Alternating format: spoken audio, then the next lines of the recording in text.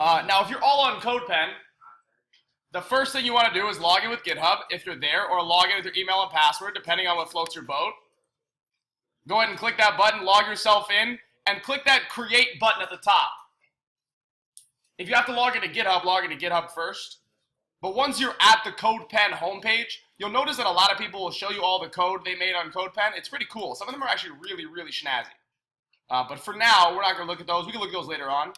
We're just going to click Create. And if you click Create New Pen, like this, it'll pull up a little workspace for you to write your code in. Now, the reason why I want you to log in is because you can save all of your pens. You can save all the code you write in CodePen. The only thing you have to do is you have to click that little pen right there, or pencil, and then give it a name. I'm going to call this period 2 intro to HTML. And then I'm going to click save. And that'll save it for me so that anytime I want, I can go back to this pen and write some code. But we're going to do a little intro to HTML and CSS right now, based on the slides from our previous lesson. And if you want these slides, let me paste them so that everyone has some slides to look at. This will have like a glossary of all of the code we're going to write. So it might be nice just to include it for you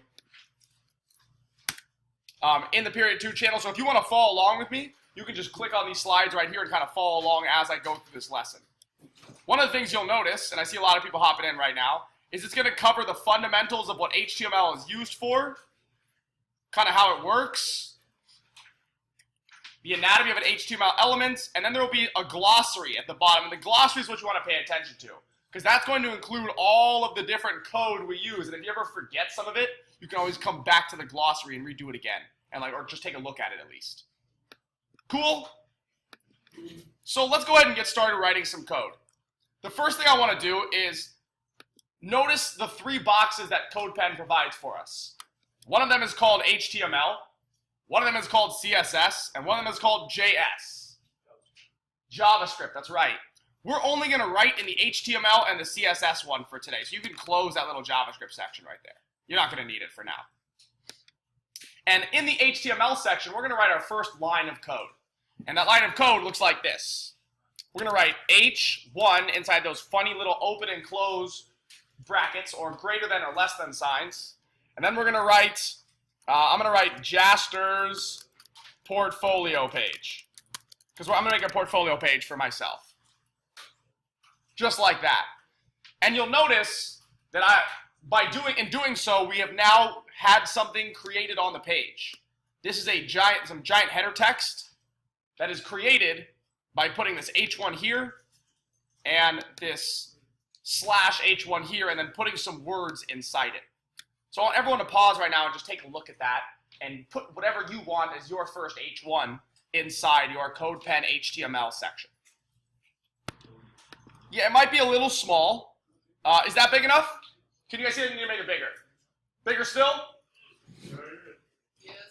That's okay right now? Yeah, for right. Okay, cool. For right now, I'm going to leave it like that. So if you want to create anything on your page in HTML, what you have to do is you have to use these little open and close tags. That's what these slightly brown colored text elements right here, these are called tags. This first one here is an opening H1 tag. The second one here is a closing H1 tag. The opening H1 tag says I want to start a header text. And this closing H1 tag says I want to end the header text. Now, you can put a bunch of them in here. You can put also an H3 that says, let's add some cool pictures or something. You can add whatever you want there. And if you scroll down your page, you should see some more text added to your page. What do you notice is the difference between an H1 and the H3? The size and the position, that's right. Okay, cool, I like both of those. What do you notice about the size? Which one's bigger? H1. H1. Go ahead and change that H3 to something like H4, H5, and notice the difference. What do you think the numbers indicate? And which one's the biggest? Well, if H3 is smaller, my friend, H1 would be the biggest header text. H6 is actually the smallest header text. So right there, you can see that that's pretty small. H1 through H3 creates header text, big, bold header text, and H1 being the biggest. Now, if you want to add just like some normal paragraph text, you can use a P tag like this. This website is meant to bring you all the cool things that I love and appreciate. I cannot type, but if I could, that's what it would say. Bam, right there. And if you scroll down, you'll also see we've now added some normal sized paragraph text. What do you think this P tag stands for? Paragraph, nice. What do you think the H stands for? Header, that's right, header text.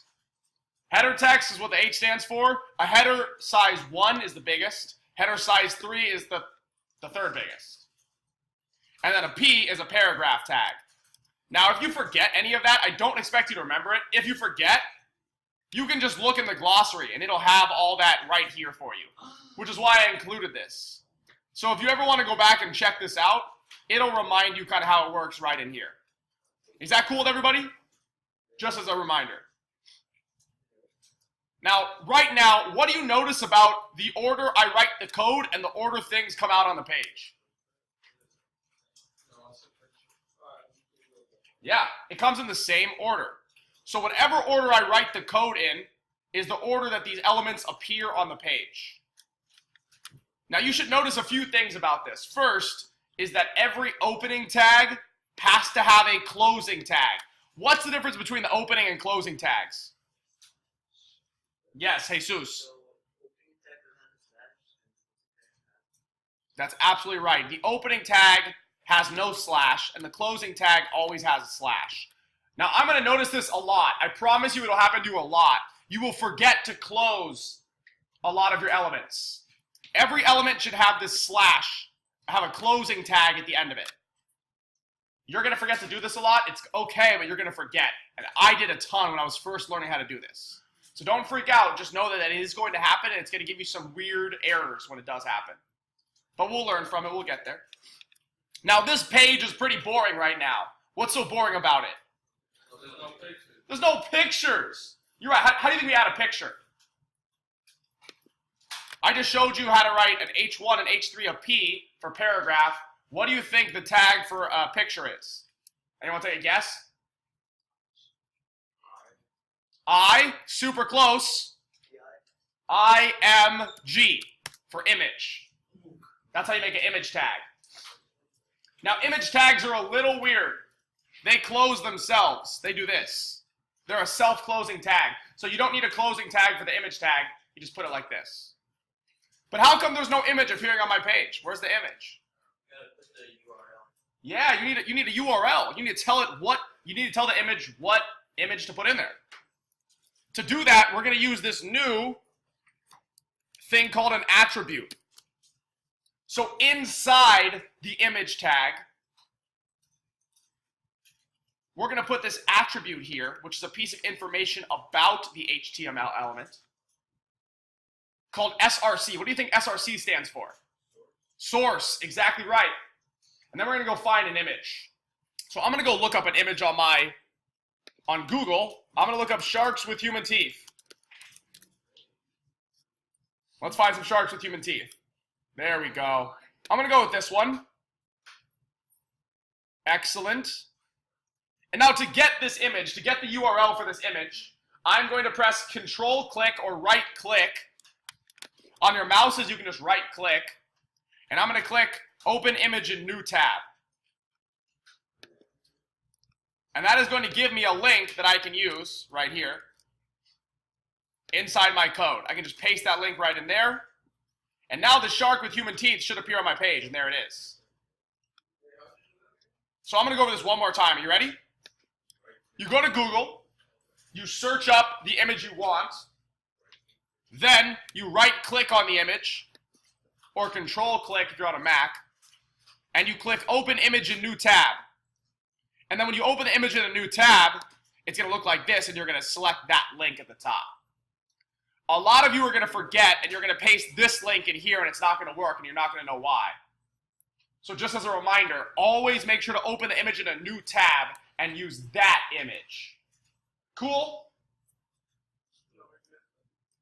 So I'm going to give you a second right now to add a few more. I want you to put 3 images in there on your page. And we're going to come back together in a second, and we'll continue on with the next part of this lesson.